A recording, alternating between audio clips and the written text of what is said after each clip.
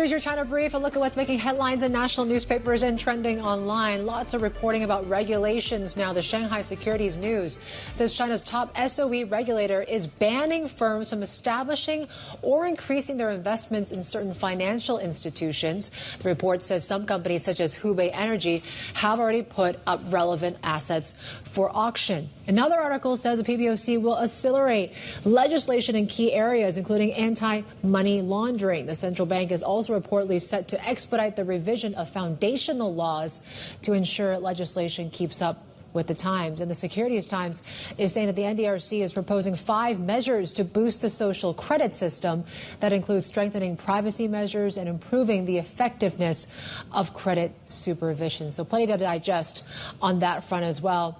Online, though, it's really about space, right? They're more interested in what's been going on with, of course, this just journey to the far side of the moon that China had successfully implemented here this week as well. Officials say that China's 6th lunar lander collected some samples and even left a Chinese flag on the far side of the moon before blasting off for its return to Earth, also leaving a little bit of a patriotic message of late. Do we have that picture? Let's show it. Let's bring in our China correspondent, Min Min Lo, to explain what's really been the social media response so far.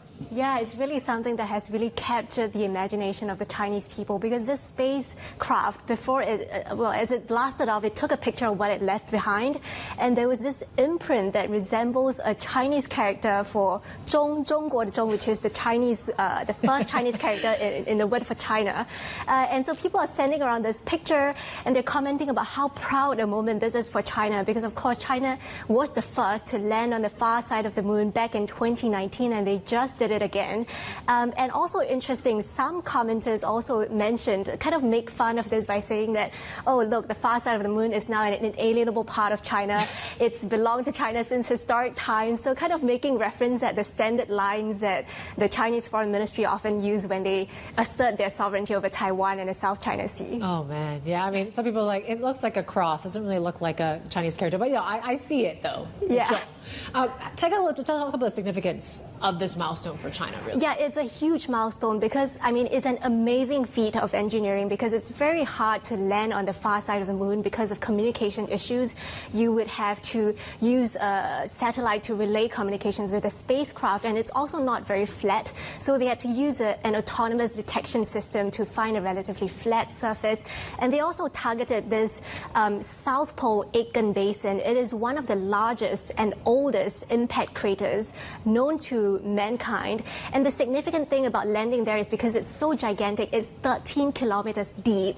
That means it allows the Chinese to pick up samples that could have been ejected from deep within the moon's mantle when this crater was created billions of years ago. So these are materials, soil that has never been seen by man before. The Chinese scientists obviously have first dibs on analyzing them, and then foreign scientists can also apply to take a look at them. And it's all part of the space race with the United States as well.